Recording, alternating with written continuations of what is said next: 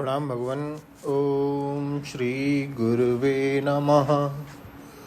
ओम गुरुर्ब्रह्मा गुरुर्विष्णु गुरुर्देवो महेश्वरः गुरु साक्षात् परम ब्रह्म तस्मै श्री गुरुवे नमः। ओम शांति शांति शांति। ओम ब्रह्म ज्ञान और उसकी साधना द्वारा स्वामी अखंडानंद सरस्वती जी महाराज द्वारा भगवान भगवान स्वामी जी बता रहे थे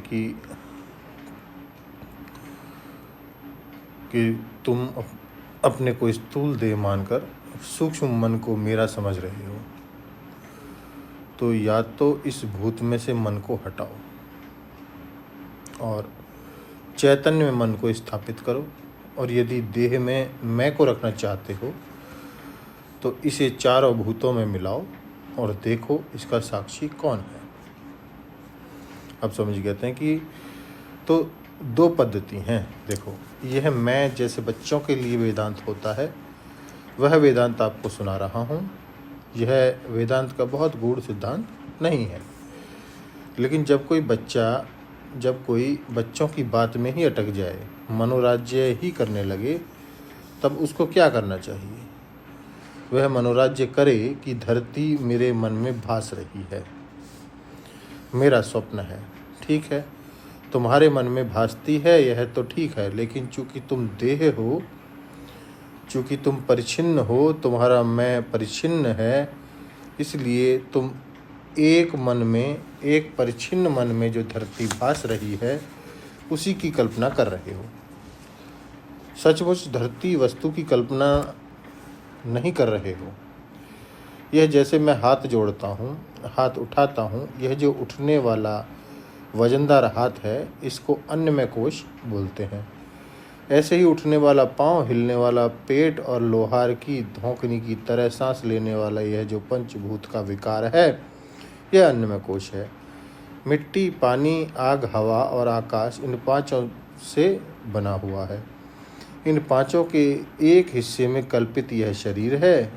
इन पांचों को छोड़ करके इस शरीर में और कुछ नहीं है। पांच कैसे हैं? तो यह यंत्र सिद्ध पंचत्व नहीं है। पांच इंद्रियों से जो शब्द, स्पर्श, रूप, रस, गंध पांच विषय ग्रहण करते हैं, उन पांचों विषयों के आश्रय रूप भूतों को पांच भूत मानते हैं। हमारे पांच इंद्रियां हैं, इसलिए पांच विषय मानते हैं। अगर हमारे पांच इंद्रिय ना होती तो पांच विषय ना होती, और पांच विषय ना होते तो भूत पांच हैं, यह निश्चय भी नहीं होता। इसलिए इस देह रूप यंत्र के द्वारा, इंद्रिय यंत्र द्वारा यह सिद्ध होता है कि पांच भूत हैं। तो यह जो अन्नमय कोश है, यह उठने वाला और गिरने वाला हाथ, और जैसे हड्डी, मांस, चाम इन हाथों में है, वैसे सारे शरीर में है। तो वह सारा अन्नमय शरीर पंचभूत का बना हुआ है।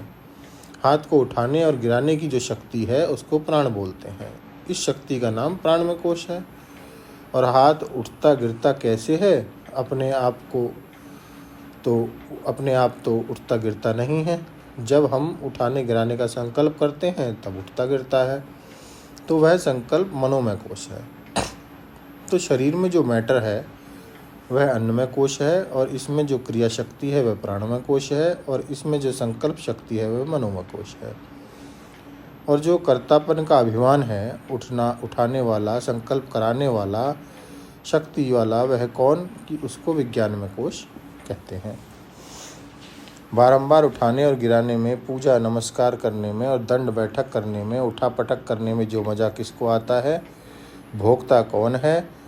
तो अन्नमय शरीर में जो चैतन्य है वही सुख दुख के हेतुभूत, पाप पुण्य के संस्कारों की बीज रूपता और फलात्मकता की उपाधि से भोक्ता होता है। इस भोक्ता को आनंदमय कोश से युक्त आनंदमय पुरुष बोलते हैं। और निरुपाधिक चैतन्य है, वह शुद्ध साक्षी कूटस्थ आत्मा है। अब तैत्तिरीय उपनिषद में आगे पढ़ेंगे तो मालूम पड़ेगा कि कोश दूसरी चीज़ है और पुरुष दूसरी चीज़ है। तो इसको लेके भगवान हम अगले सत्संग में ओम शांति ही शांति ही शांति। प्रणाम भगवान।